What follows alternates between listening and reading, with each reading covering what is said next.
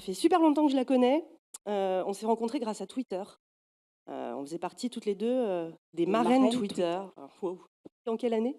En 2011, 2012. ouais, 2012. 2012. Voilà. On on utilisait Twitter et on expliquait à des newbies, en fait, l'utilité, de ce réseau social, à quoi ça pouvait servir. Et c'est un peu ce que Martine va faire là, maintenant, dans sa présentation. Vous montrer que, les réseaux sociaux, sont en fait, ce qu'on en fait. Ce sont des outils et que, ben, on n'a plus qu'à s'en servir, comme on a envie de s'en servir et qu'il ne faut pas forcément, suivre un peu comme la conf d'avant, hein, quand je vous disais, il ne faut pas s'en servir, comme ce qui est écrit dans les articles, que, on peut avoir chacun une utilisation différente et toutes ont une importance et une fonction. Donc, à toi Martine. Tu as Ok, jusqu'à midi. ok. Jusqu'à l'heure de l'apéro, alors en fait, c'est ça. Ouais. Ouais, ok. Alors, les médias sociaux. Alors déjà, est-ce qu'il y a des gens parmi vous qui n'utilisent pas du tout les médias sociaux? Est-ce qu'il y en a quelques-uns qui n'utilisent pas du tout? Ah, j'ai vu un petit doigt se lever là. Donc, vous n'utilisez jamais TripAdvisor, YouTube? Très peu. Ok. Autrement, donc, ça veut dire que vous y êtes tous.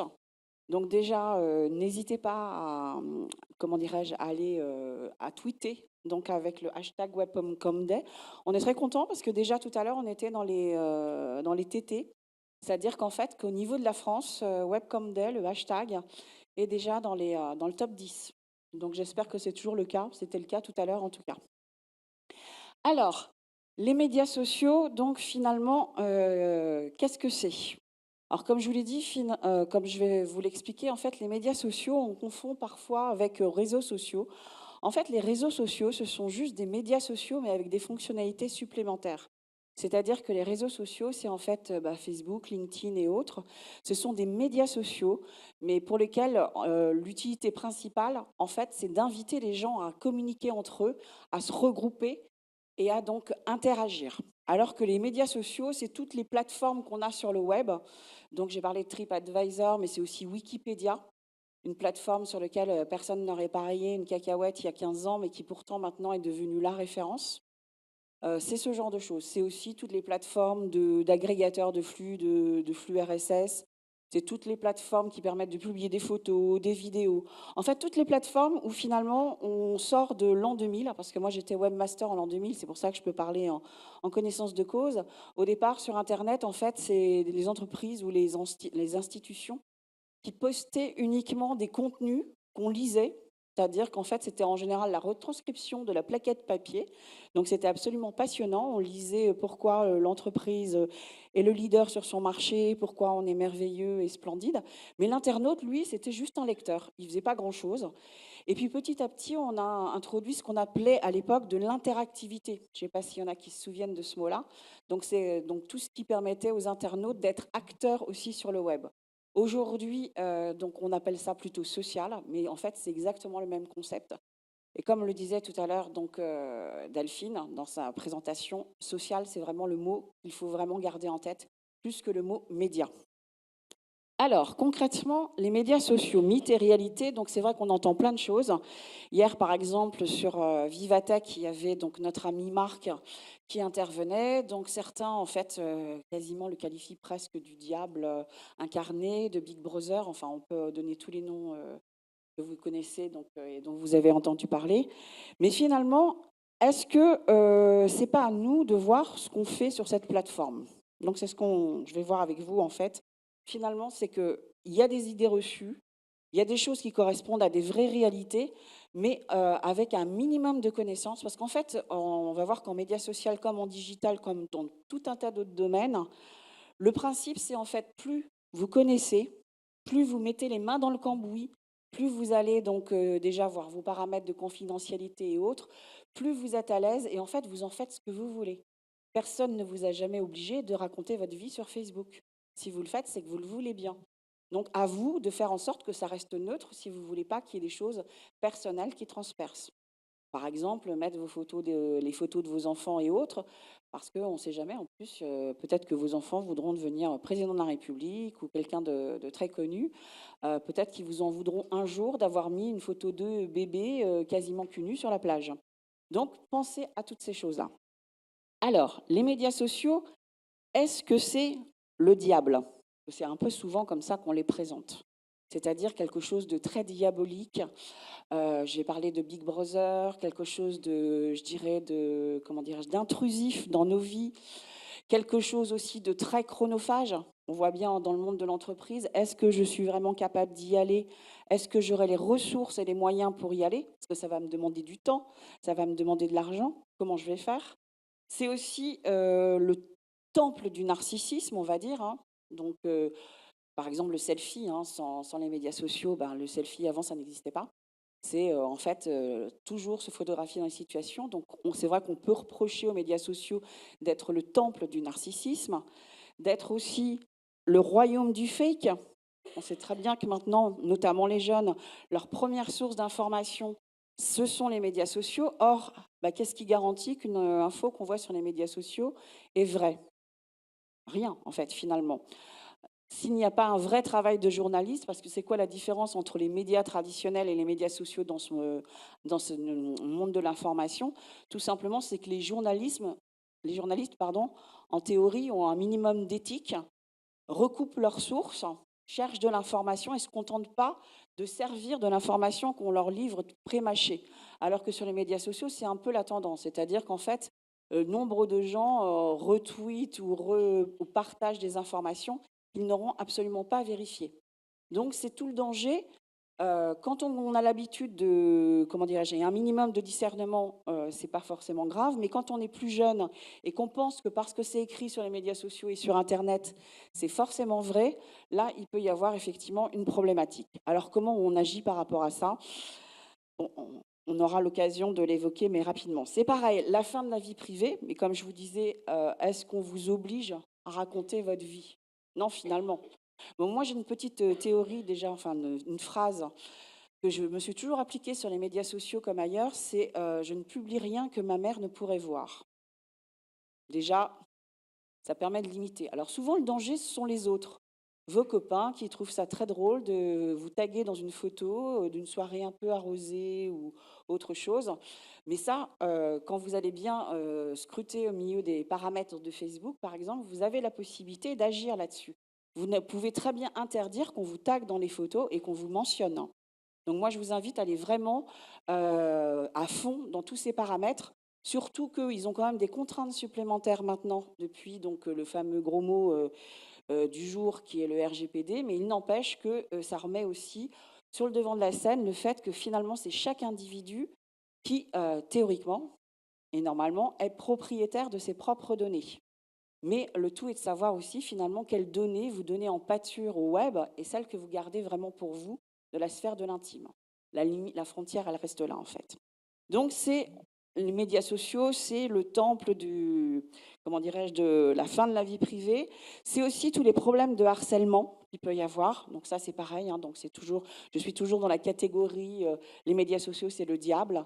C'est les harcèlements qu'il peut y avoir, donc notamment auprès des plus jeunes qui sont pris comme cible de leurs camarades, enfin camarades, je ne sais pas si on peut appeler ça comme ça dans ces cas-là, mais des gens de plein de bonnes intentions qui les clouent au pilori en permanence. C'est toutes ces problématiques-là. Effectivement, sur des populations un peu fragiles, déjà des ados par exemple, on peut se poser le souci. Quoi d'autre dans cette notion de diable? C'est aussi la problématique finalement, je ne sais pas si ça vous est déjà arrivé d'aller au resto avec des copains, et puis finalement, ils passent leur temps, j'en connais, hein, ils se reconnaîtront, ils passent leur temps sur leurs écrans. Et vous avez juste envie de dire «Hé, coucou, on est là, on mange ensemble, on est en train de discuter». Et finalement, c'est est-ce que ces écrans ne sont pas en train de nous priver de la vie réelle, en fait, c'est-à-dire des échanges qu'on peut avoir avec nos amis, avec nos familles, avec nos proches, ou même avec des inconnus qu'on vient de rencontrer. Si on est toujours derrière des écrans, est-ce que finalement, on ne va pas se priver des bons moments qu'on pourrait passer ensemble? Alors, je connais par exemple certains jeunes, ma fille fait ça notamment avec ses copains. Quand ils organisent des soirées, maintenant, ils mettent une espèce de panier à l'entrée de la salle, que ce soit chez quelqu'un ou dans un lieu public, et ils obligent tout le monde à mettre son portable dedans. Et voilà, donc comme ça, c'est clair, on n'a pas de portable pendant la soirée. Déjà, ça évite d'être pris en photo quand on aura trop abusé de la bière ou autre chose. Et puis, ça permettra de discuter ensemble. Mais finalement, est-ce qu'on a besoin d'avoir d'en venir à ces, non pas extrémités, mais à ces petites astuces? Est-ce que c'est pas à chacun de se discipliner, de se dire, ben voilà, je suis au resto avec des copains, ben mon portable, je vais le laisser dans mon sac. Je ne vais pas le sortir sur la table, hormis si j'ai envie de faire une photo du plat parce qu'il est trop beau, trop super et je vais donner trop envie à tout le monde de vouloir venir dans le resto. Why not? Mais une fois que c'est fait, on peut le ranger. Donc, en fait, les écrans, la problématique qu'on peut se poser, c'est est-ce que ce sont des choses qui séparent les humains ou est-ce qu'au contraire, c'est des choses qui peuvent les rassembler? C'est vrai, c'est la question qu'on peut se poser. Delphine racontait tout à l'heure que nous, on s'est rencontrés grâce à Twitter. Alors, je ne vous donnerai pas mon âge canonique, parce que je suis plutôt du genre dinosaure du web, mais il n'empêche qu'une année, pour une certaine décennie, on va dire, j'ai une copine qui m'a organisé un anniversaire surprise. Et finalement, lors de cet anniversaire, je me suis rendu compte que la plupart des gens que j'avais rencontrés ces 10 dernières années, c'était grâce à Twitter et grâce aux médias sociaux. Le nombre de rencontres qu'on fait, c'est absolument impressionnant. Donc pour moi, je suis d'avis que non pas ça met des frontières, des écrans et des murs entre les humains, mais ça les rapproche. C'est vrai que j'ai des enfants qui sont de jeunes adultes maintenant, et eux, ils ont cette chance parce qu'en fait, au niveau de leurs camarades et de leur réseau, ils n'auront pas besoin de le travailler comme moi, en fait, de la même manière. Pourquoi? Parce que leurs camarades de classe, ils sont déjà connectés sur Facebook avec eux depuis plusieurs années.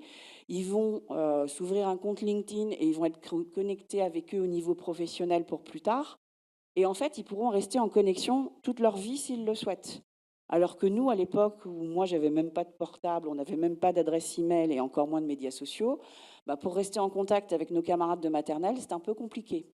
Donc, en fait, les médias sociaux, c'est aussi cette magie-là. C'est-à-dire, c'est le fait, même si on fait pendant des années uniquement une chose, se souhaiter la bonne année et les anniversaires. Donc ça, heureusement, LinkedIn, Facebook et autres sont assez sympas et nous précisent quand c'est les anniversaires de nos contacts.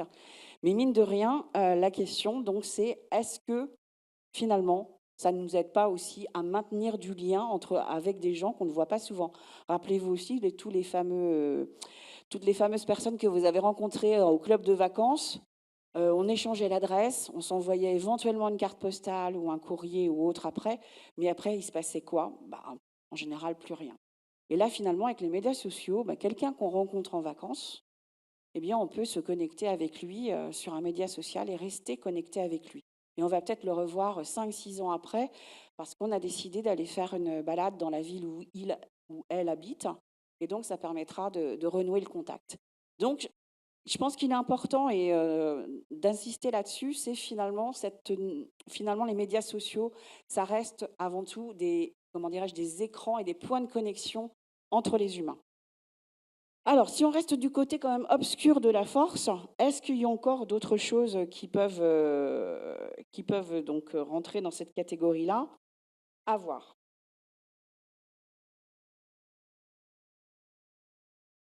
Ah non, pardon. Je me suis trompée de sens. Hop, voilà. Alors, si ce n'est pas le monde du diable, le mal, ce n'est pas non plus le monde des bisounours. Donc c'est vrai que là, on est vraiment dans les deux extrêmes. Pour ceux qui étaient là donc ce matin pour l'ouverture de la plénière, c'est un peu aussi ce qui a été évoqué. C'est-à-dire, il y a le côté obscur de la force, on va dire, et le côté très positif. Et finalement, est-ce que c'est pas chacun qui doit placer le curseur entre les deux? C'est une question qu'on peut se poser. C'est vous qui allez peut-être placer le curseur pour que ce soit des choses positives ou des choses négatives. C'est peut-être à chacun d'agir là-dessus. Alors, ce n'est pas non plus le monde des bisounours, parce qu'on sait très bien que, notamment sur les médias sociaux, c'est aussi le monde du business. Beaucoup d'entreprises qui y sont. Et finalement, c'est pas juste pour vos beaux yeux. C'est un peu comme les cartes de fidélité dans les magasins. On vous dit, prenez la carte de fidélité, vous aurez plein de beaux cadeaux et autres.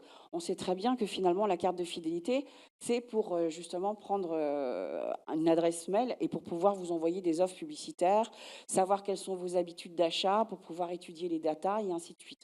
Dans le monde des médias sociaux, c'est un peu pareil. Donc, il ne faut pas être naïf, mais il faut savoir en jouer.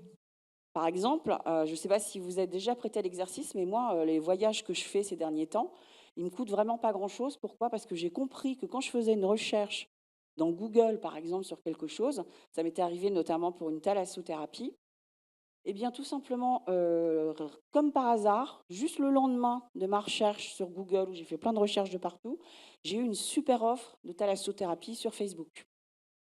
Donc en fait, on peut en jouer. Ce que je veux vous dire, c'est qu'on n'est pas obligé de subir. Ce que justement on peut critiquer au niveau des médias sociaux, pourquoi on n'en profiterait pas? Finalement, on se dit, si on sait qu'avec cette problématique d'être traqué sur toutes nos recherches et sur tout ce qu'on fait, on sait comment ça fonctionne, eh bien autant faire en sorte que ça nous profite. Donc ça, c'est déjà un point de vue. Alors, c'est pas non plus le monde des bisounours. Surtout qu'il y a quand même une problématique assez simple, et là, je pense que l'image va tous vous parler. Quand vous êtes sur votre site internet, que vous soyez une entreprise ou un particulier, finalement, vous êtes chez vous. Vous faites ce que vous voulez, vous publiez ce que vous voulez, il n'y a pas d'algorithme, vous subissez pas des messages qui ne vous intéressent pas, c'est vous qui êtes maître à bord, vous êtes donc propriétaire. On est dans une logique de propriétaire. Alors que sur les médias sociaux, finalement, on est quoi? Eh bien, on est juste les locataires. Moi, j'aime bien dire à mes stagiaires et mes étudiants, parce que je forme des community managers et je donne beaucoup de formations sur ces sujets, j'aime bien leur dire qu'en fait, j'imagine très bien Mark Zuckerberg un jour, il en aura marre et puis il appuiera sur un bouton et il va tout détruire. Parce qu'il aura envie de partir se recueillir au Népal ou je ne sais où. Et ça pourrait très bien arriver. Finalement, il ne doit rien à personne. S'il a envie tout un jour d'appuyer sur un bouton et de tout scratcher, de tout arrêter, il peut le faire. Rappelez-vous ce qui a pu se passer sur d'autres médias sociaux. Ce pas des choses, on ne sait pas ce que ça va donner dans quelques années. Rappelez-vous donc MySpace ou même notre Viadeo, qui aujourd'hui est quasi mort. Donc, il peut y avoir des choses qui font que ça change. Donc, tout investir que sur Facebook, par exemple, ce n'est pas forcément le truc le plus judicieux. En fait, il y a un vieil adage que certains connaissent bien et qui est un peu frappé du bon sens. On ne met pas tous ses œufs dans le même panier. C'est un peu le concept. Même si on a une stratégie, parce qu'il faut d'abord élaborer une stratégie, et que finalement, on va choisir un social media en premier, parce que c'est là qu'est notre communauté. En fait, c'est ça la vraie question qu'on doit se poser à chaque fois. Où sont les gens avec qui on a envie de parler? Et donc, on choisit le média social prioritaire en fonction de ça. Mais il n'empêche qu'on peut aussi se garder en backup d'autres médias sociaux pour ne pas être tributaire du fait que si un jour tout disparaît, qu'est-ce qu'on devient? Donc, ce n'est pas non plus le monde des bisounours. Qu'est-ce que j'ai? La notion de locataire, oui, ne publie rien que ce que ta mère ne pourrait voir, ça je l'ai dit. Donc je répète quand même, parce que ça me semble important, que la problématique, justement pour échapper au côté obscur de la force, il n'y a qu'une seule chose à faire pour faire ça, c'est de mettre les mains dans le cambouis. J'assiste sur cette expression parce qu'à mon avis, elle est assez parlante. En fait, on a peur que de ce qu'on ne connaît pas. En fait, les gens qui vous disent «Ah, les médias sociaux, c'est horrible et tout», c'est parce qu'en fait, ils ne maîtrisent pas du tout et ils en ont peur. Une fois qu'on les forme, qu'on leur fait de la pédagogie pour leur expliquer, tiens, tu peux cocher là pour éviter que tes amis te taguent dans toutes leurs photos, que tu peux faire telle chose. À partir de ce moment-là, ils s'approprient l'outil et ils finissent par le maîtriser. Parce qu'en fait, on peut tout à fait les maîtriser et en faire ce qu'on en veut. Et c'est ça, en fait, tout le but de cette présentation, c'est de vous dire que finalement, il ne faut pas être tributaire de ce qu'on vous dit. Il n'y a qu'à faire une page Facebook, il faut qu'on fasse ci et ainsi de suite. Non, c'est vous qui allez être maître à bord et décider à chaque fois. Alors, je suis moi-même une agence de com, donc je peux en parler en connaissance de cause. Et puis, ne pas être, comment dirais-je, le meilleur moyen pour ne pas être pris en otage par une agence, quelle qu'elle soit, comme j'ai moi-même une agence, je peux en parler, c'est déjà de maîtriser le vocabulaire et de savoir de quoi on parle. C'est comme si, je me rappelle des premiers sites internet où il y avait des gens qui disent ouais, ça coûte 50 000 euros le moindre site. J'ai encore rencontré des gens tout récemment à qui on fait croire que la moindre appli, ça coûte une centaine de milliers d'euros. Mais une appli toute simple pour laquelle vous avez déjà la structure qui existe sur des outils en open source. Pareil pour un blog maintenant, si vous voulez ouvrir un blog avec un outil comme WordPress, si vous n'avez pas besoin de fonctionnalités très élaborées ni très compliquées, vous pouvez vous contenter d'un WordPress et ça ne va pas vous coûter 100 000 euros un blog ou un site internet sur WordPress. Mais sur les médias sociaux, c'est un peu pareil. Quand je vais vous donner un exemple tout simple, le fait de maîtriser ou de ne pas maîtriser.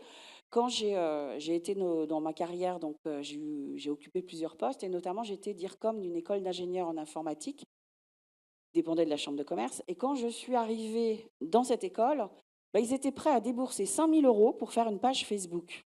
Hein. Bah, tout simplement parce qu'il n'y avait personne dans l'équipe qui savait comment ça se faisait. Alors, c'était même pas lié au visuel, parce qu'il y aurait une production graphique, de l'animation de communauté. Non, il n'y avait pas d'animation de communauté, il n'y avait pas de production graphique, rien. C'était juste d'aller cliquer, créer une page, c'est tout. 100 000 euros.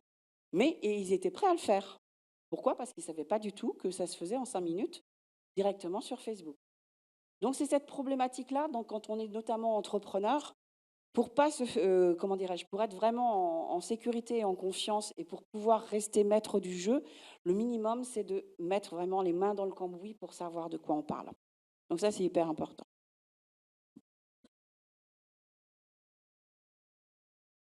En fait, il y a une image que j'aime bien prendre. Est-ce qu'on est côté obscur ou côté lumineux, bisounours des médias sociaux? Moi, je dis que les médias sociaux, c'est comme l'alcool, ça révèle la vraie nature des gens. Et c'est exactement ça. C'est-à-dire qu'en fait, on en fait ce qu'on en veut. C'est-à-dire que les gens qui sont fondamentalement critiques, qui ont une mentalité de troll, ils n'ont pas forcément attendu les médias sociaux pour se manifester. En revanche, ceux qui sont généreux, ceux qui sont toujours prêts à donner des conseils dans le partage, à aider, à mentorer les plus jeunes ou les moins qualifiés et autres, finalement, c'est juste un terrain d'expression supplémentaire, les médias sociaux. Donc en fait, on en fait vraiment ce qu'on en veut. Et il est important de garder cette image en tête. En fait, le côté négatif, le côté je me plains toujours, je pleure sur mon sort, finalement, ces gens-là, dans la vraie vie, ils sont exactement pareils. Après, à vous de faire le tri et de ne pas forcément suivre ces personnes-là. Donc, une image que j'aime bien donc utiliser. Alors, pour reprendre rapidement, parce que là, je vois que l'heure avance, je suis assez pipelette. Pour reprendre rapidement donc quelques idées reçues sur les principaux médias sociaux, Instagram. Alors tout à l'heure Sébastien et Delphine en ont parlé. Instagram, c'est vrai que c'est un peu le royaume des bots, la foire au hashtag. C'est genre, il y a 2 mots et puis 50 hashtags. C'est un peu la foire à plein de choses, Instagram. Mais en fait, qu'est-ce qu'on peut en dire? Est-ce que c'est uniquement quelque chose qui peut être intéressant pour le monde de la mode, pour le monde des accessoires, ce genre de choses? Est-ce qu'on ne peut pas en faire autre chose, Instagram? Et là, on se rend compte que finalement, pour le côté humain, parce qu'Instagram, ça ne vous aura pas échappé, qu'est-ce qu'il y a dedans? Donc, c'est Instagram, c'est-à-dire c'est le média de l'instant. Alors le problème, c'est que souvent les gens l'ont détourné, mais pas forcément c'était pas forcément une bonne idée. Ils en ont fait quelque chose qui relève plus du placard publicitaire que d'un vrai média instantané. Et ça, c'est un peu dommage. Est-ce qu'on ne pourrait pas, par exemple, quand on est une entreprise, profiter de Instagram, utiliser Instagram pour faire vivre tout ce qui se passe en backstage et dans l'équipe, au sein de l'équipe, la vie de l'entreprise? Il y a aussi des très grandes marques, hein, parce que quand on parle d'Instagram, on pense qu'il n'y a que des Instagrammeurs et des Instagrammeuses mode qui se prennent en selfie et qui font de la mise en scène. Mais vous avez aussi, par exemple, je vous invite à aller regarder Airbus, qui est quand même une très grosse entreprise, qui est plutôt B2B, hein, à moins qu'il y ait quelqu'un ici qui me dise qu'il est capable d'acheter un avion. Eh bien, ils ont un compte Instagram qui marche très très bien. À chaque publication sur le compte d'Airbus, vous avez plus de 20 000 réactions. Donc, c'est l'exemple que finalement, sur Instagram, c'est pareil. On en fait en fait ce qu'on en veut. Instagram, ça peut avoir d'autres vertus. Attendez, parce que là, j'ai un petit souci de... Hop.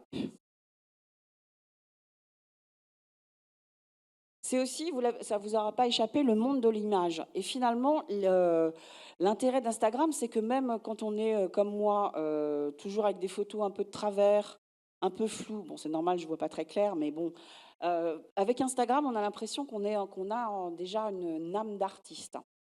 Parce que finalement, le moindre visuel, même banal, peut être transformé en quelque chose d'assez sympathique. Et d'ailleurs, il y a des gens qui se sont vraiment révélés comme des artistes grâce à Instagram, avec une façon de concevoir des visuels qui leur est tout à fait particulière. Instagram, c'est aussi justement, et c'est là que je veux en venir également, c'est le monde des artistes. Je ne sais pas si certains parmi vous sont des illustrateurs ou des graphistes ou des peintres ou autre chose. Quand vous regardez vraiment ce qui se passe dans Instagram, il y a plein d'artistes qui communiquent là-dessus. Et notamment, il y a des choses assez sympathiques, notamment en termes d'animation. Par exemple, au mois d'octobre, vous avez des challenges, un challenge qui s'appelle Inktober. C'est-à-dire concrètement, on invite les illustrateurs, les artistes et autres à créer tous les jours, c'est une sorte de challenge, hein, un dessin à l'encre. Et quand vous regardez bien Instagram, quand vous allez vraiment farfouiller dans les hashtags qui concernent justement tout le graphisme, l'art et autres, vous allez découvrir de vraies pépites et des vrais talents. Donc c'est aussi ça Instagram, c'est pas juste je me mets en scène avec un selfie tout pourri, c'est aussi des vrais artistes qui s'expriment et à qui ça donne comment dirais-je, une vitrine, mais absolument délirante parce qu'en fait Instagram, on sait aussi que c'est utilisé sur le monde dans le monde entier. Donc on n'a plus cette contrainte de je suis un artiste pas connu dans un petit coin, je peux être un artiste du coup connu dans le monde entier grâce à Instagram. Donc ces aspects-là, c'est vrai qu'on les voit moins, mais je vous invite à vraiment aller les découvrir, c'est-à-dire ce côté révélation de talent, parce qu'il y a vraiment des choses intéressantes. Si on parle de LinkedIn, alors LinkedIn, est-ce que c'est beaucoup de gens me disent ouais mais LinkedIn moi ça m'intéresse pas, je cherche pas du boulot. Ça fait 15 ans que je suis dans la boîte, je cherche pas de boulot, qu'est-ce que j'irai faire sur LinkedIn? Eh bien, détrompez-vous. Parce que c'est pas que pour les gens qui cherchent du boulot, LinkedIn. Même si de base, c'était comment dirais-je, l'objectif principal. LinkedIn, c'est tout simplement le socle de votre trouvabilité professionnelle. C'est-à-dire concrètement, quand on est chef d'entreprise, porteur de projet, salarié ou tout ce que vous voulez, par exemple dire comme dans une boîte, qu'est-ce qui se passe quand, par exemple, quelqu'un qui organise une conférence, comme aujourd'hui, cherche certains types de professionnels? Eh ben, on utilise aussi LinkedIn pour faire ces recherches-là. Concrètement, si vous êtes un professionnel de valeur avec une expertise de malade, mais que vous n'êtes présent nulle part et même pas sur LinkedIn, comment font les gens pour vous trouver? Les gens qui ne vous connaissent pas, hein, j'entends, parce que ceux qui vous connaissent, ils tapent votre prénom, nom, ils sauront vous trouver quelque part. Mais ceux qui cherchent des compétences comme vous, et ça, c'est quelque chose dont on ne prend pas la mesure, c'est-à-dire dont, notamment, j'ai parlé de participer à un panel ou une conférence, mais ça pourrait être aussi une collaboration dans un bouquin, ça pourrait être tout un tas de choses. Si vous n'êtes pas trouvable quelque part, votre compétence n'est pas trouvable quelque part, personne ne viendra vous chercher. Donc, LinkedIn, arrêtez de croire que c'est uniquement pour les gens qui recherchent du boulot. C'est pas vrai. C'est le seuil de votre, c'est le socle, je dirais même pas le seuil, le socle de votre trouvabilité professionnelle. C'est là que vous allez construire votre image d'expert. Idem, et ça a été évoqué lors de la première conférence, c'est aussi un terrain de jeu de malade que s'approprient de plus en plus tous les commerciaux.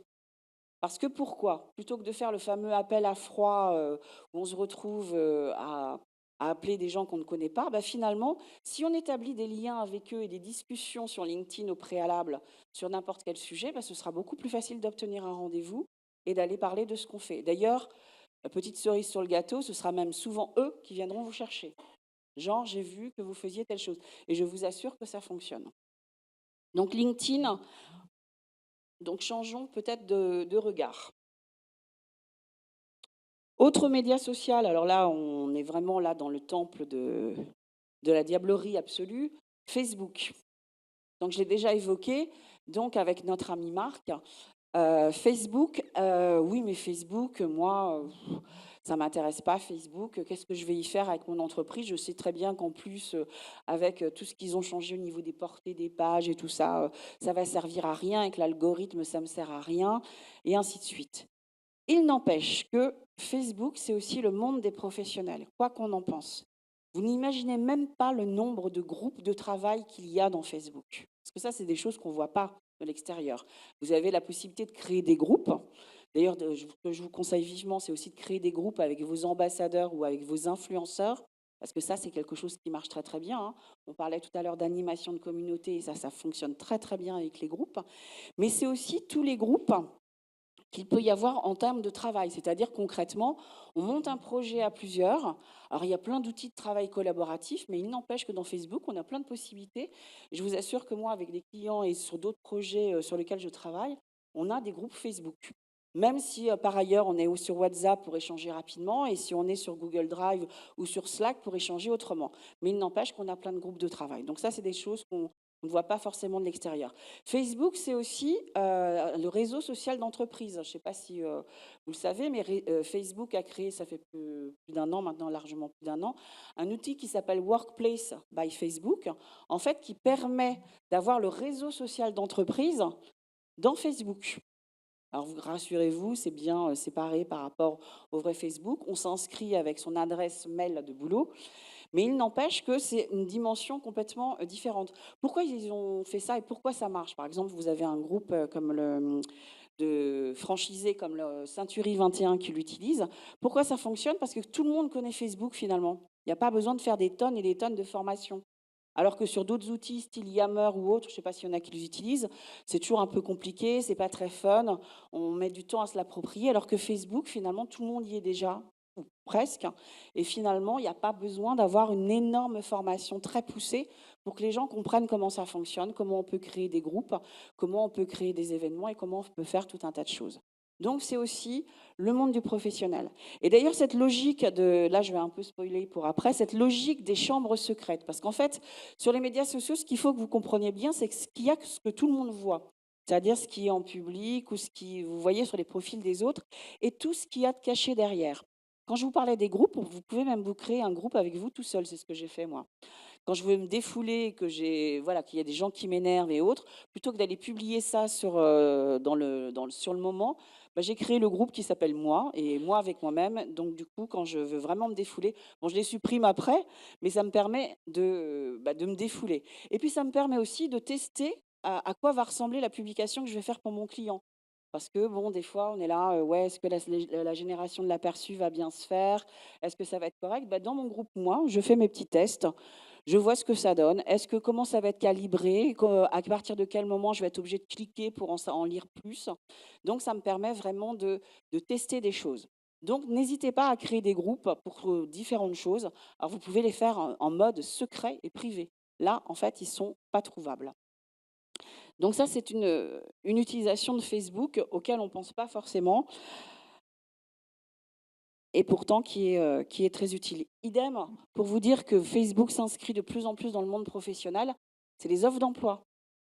Sur les pages Facebook, vous pouvez publier des offres d'emploi. Bah oui, parce que LinkedIn, c'est bien joli, mais ça s'adresse plutôt aux cadres, agents de maîtrise et autres. Qu'est-ce qui se passe quand vous êtes un supermarché, un magasin ou autre et que vous avez besoin de recruter des gens? Bah, on les recrute sur Facebook. Alors évidemment, il y a aussi le Bon Coin et autres, mais finalement, passer des offres d'emploi sur Facebook, ça permet de toucher tout un tas de populations qu'on n'a pas forcément sur les médias sociaux spécialisés. Donc c'est aussi cet intérêt-là. Et puis, je dirais que c'est aussi le monde, et ça on le voit, on l'a vu pourtant à certaines occasions, c'est aussi le monde du collectif, l'espace du collectif. C'est-à-dire, c'est des pages qui défendent des causes. D'ailleurs, quand vous créez une page, vous avez la possibilité de créer une page juste pour défendre une cause. C'est la page vraiment du collectif. Facebook, ça peut devenir l'outil du collectif et des projets, en plus de l'outil pro. Et pas juste vos photos de vacances, même si elles sont très chouettes. Twitter. Alors Twitter, c'est pareil. Alors là, il y a plein d'idées reçues aussi sur Twitter. Twitter, ça sert à rien, j'y comprends rien. C'est quoi ce truc avec des dièses de partout, des arrobases, qu'est-ce que je vais en faire? Alors si je vous dis que Twitter sauve des vies, peut-être que c'est quelque chose que vous ne savez pas, mais Twitter a déjà sauvé des vies. C'est pas moi qui le dis, ce sont des pompiers. Parce qu'en fait, toutes les brigades de pompiers de France sont sur Twitter. Parce que qu'est-ce qui se passe quand il y a une catastrophe? Que ce soit une catastrophe naturelle, un attentat ou autre, bah, en fait, finalement, ils utilisent Twitter pour pouvoir connecter les différents services entre eux et échanger des informations entre ce qui est institutionnel et les gens sur le terrain. Donc Twitter sauve des vies. Donc c'est quelque chose qu'on n'a pas forcément en tête. Twitter a aussi plein d'autres intérêts. La solidarité. Rappelez-vous ce qui s'est passé quand il y a eu l'attentat au Bataclan, l'opération porte ouverte avec le hashtag. Tout simplement, c'était donc les gens qui étaient dans le secteur de l'attentat qui proposaient aux autres qui étaient enfermés dans le périmètre de sécurité de les héberger. Donc c'est aussi cette notion de solidarité. C'est pas juste publier des informations, c'est aussi échanger et faire preuve de solidarité. Donc Twitter, c'est le média du temps réel, mais ce qui est drôle aussi, c'est que c'est le média des rituels. Aujourd'hui, par exemple, on est vendredi. Moi, je dis pas de bêtises. On est vendredi. Donc, vous avez le fameux FF, le Follow Friday. C'est peut-être un peu passé de mode, mais il n'empêche que ça fait toujours plaisir quand quelqu'un vous cite pour dire que votre compte est intéressant à lire, qu'il y a des choses intéressantes à faire. Il y a un autre hashtag qui cartonne le vendredi, c'est vendredi lecture. C'est quoi vendredi lecture? C'est tout simplement, ça revient donc bien sûr comme son nom l'indique, tous les vendredis. Et en fait, vous indiquez tout simplement quelle est la lecture que vous recommandez aux gens qui vous suivent. Donc, c'est aussi le média des rituels. Il y a par exemple le samedi, alors il y a des rituels assez rigolos, hein, un peu lol, comme on dit, c'est le Cat Day, le hashtag Cat Day, c'est-à-dire que le samedi, on poste une photo de son chat. Mais vous avez aussi le samedi discothèque et ainsi de suite. Donc, je vous invite vraiment à aller investiguer sur tous ces hashtags de rituels qui génèrent pas mal de choses assez rigolotes. C'est aussi le média des relations humaines. Comme disait Delphine, c'est comme ça qu'on s'est connus, mais je ne vous dis pas le nombre de personnes que j'ai rencontrées, moi, grâce à Twitter. C'est assez énorme. C'est assez drôle, d'ailleurs, quand j'arrive quelque part, les gens ne me disent pas t'es Martine, ils me disent t'es Loutreau. Ah, t'es Loutreau. Parce qu'en fait, ils m'interpellent avec mon pseudo. Quand je vais à une conférence et autres, ils me disent ah, mais toi, t'es Loutreau. Parce qu'ils m'ont reconnu par rapport. Donc, c'est pour ça l'importance aussi de mettre une photo de profil qui vous ressemble. Comme ça, on peut vous reconnaître quand vous allez quelque part. Alors tout ça pour vous dire quoi? Vous allez me dire, mais qu'est-ce qu'elle raconte? Elle veut en venir où? Tout simplement que finalement, et si les médias sociaux, c'était juste un énorme bac à sable, un grand terrain de jeu, où finalement c'est à chacun de décider de ce qu'il allait en faire, et non pas de subir les dictats de il faut faire comme ci, il faut faire comme ça, il faut publier comme ci, il faut publier comme ça. Finalement, chacun a des utilisations et des usages qu'on peut créer.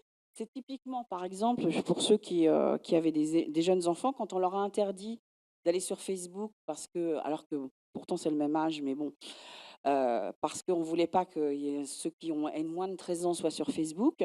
Qu'est-ce qu'ils ont fait les mômes? Ils ont créé un compte Instagram parce que leurs parents, ils n'avaient pas compris qu'il y avait une messagerie sur Instagram. C'est exactement ce type d'appropriation-là que je voudrais que vous ayez en tête. C'est que finalement, les outils, on en fait ce qu'on en veut. J'en veux pour preuve aussi tous les médias sociaux de messagerie, WhatsApp et autres, que vous pouvez tout à fait utiliser, mais pour tout un tas de raisons, notamment des groupes de travail. Moi, j'en ai un, par exemple, qui s'appelle Familia, où on a mis mon compagnon, mes 2 enfants.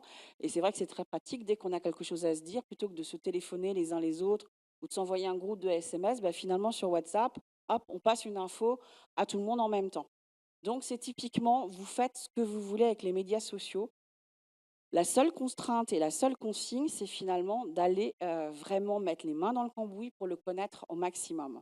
Et puis de lire aussi, hein. Vous avez des tutos quand vous ne connaissez pas bien, par exemple, je pense à Twitter. Il n'y a rien de mieux que d'aller voir sur Google tous les tutos que vous pouvez trouver. Il y a aussi des gens très bien qui ont écrit des bouquins là-dessus. Mais rien ne remplacera le fait d'être vous-même sur Twitter et de tester ce qui peut se passer. Pour conclure, donc, ce que je peux dire, c'est que oublions les a priori, approprions-nous les outils. Ouais, j'ai réussi à le dire. C'est toujours facile à prononcer. Mais c'est exactement ça que je veux que vous ayez en tête en sortant de cet intermède, on va dire. C'est que finalement, ne subissez pas, soyez acteurs. On dit que finalement, la révolution d'Internet, c'est quoi? C'est que chacun, tout à chacun, peut s'exprimer et dire ce qu'on pense. C'est vrai que c'est assez hallucinant quand on revient, si on repense à 15-20 ans en arrière. Avant, en fait, hormis si vous étiez une personnalité connue, personne ne vous demandait jamais votre avis. Vous n'aviez aucune possibilité de vous exprimer en public. Et finalement, avec Internet et le digital, on peut le faire. Mais aussi avec les médias sociaux. Donc, appropriez-le. Là, c'est un peu compliqué. Prenez donc la mesure de ce que vous pouvez faire. C'est-à-dire si vous avez des choses à dire, Si vous avez un esprit créatif et que vous avez envie d'écrire des poèmes, d'avoir envie d'écrire des slams ou autre, bah, finalement, ne pas hésiter à se l'approprier. Alors après, c'est sûr que sur YouTube, on peut se faire bâcher, on peut faire tout un tas de choses, mais il n'empêche qu'il y a aussi beaucoup d'artistes qui ont été révélés de cette manière, quel que soit le domaine. Alors ça, c'est juste la petite slide de fin, juste pour dire, qui je suis. Donc moi, je suis professionnelle de la communication depuis plus de 20 ans, hein, donc déjà en l'an 2000, j'étais sur, webmaster dans une mairie. Vous imaginez à l'époque, en l'an 2000, administrer un site de mairie pour Dreamweaver, pour ceux qui ont connu ce magnifique outil. Ça rappellera des souvenirs et puis en fait, depuis, j'ai pas quitté les écrans et les médias sociaux, j'y ai commencé assez tard finalement, même si j'avais des comptes, auparavant.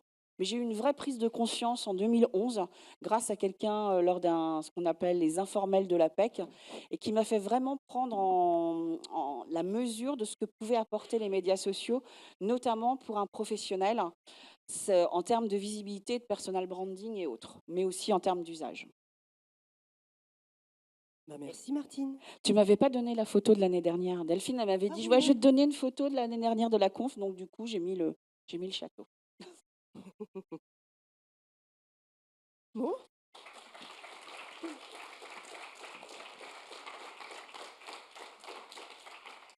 Eh bien, juste avant de passer dans le hall pour l'apéro, on a déjà parlé d'alcool pendant la conf, donc c'est cool. Euh, Est-ce que vous avez des questions à poser à Martine? De toute façon, on est là toute la journée, donc ça peut aussi se faire après dans le hall. Mais si là, vous avez des questions, n'hésitez pas. On a De le toute façon, si micro. vous n'avez pas de questions qui vous viennent à l'instant T, vous me trouvez sur tous les médias sociaux ou presque. Donc n'hésitez pas aussi à me poser des questions sur Twitter, sur LinkedIn, ce que vous voulez. On a des questions sur Facebook ou pas? Non. Non, je sais pas, je crois que je les ai tous assommés là. Ils sont.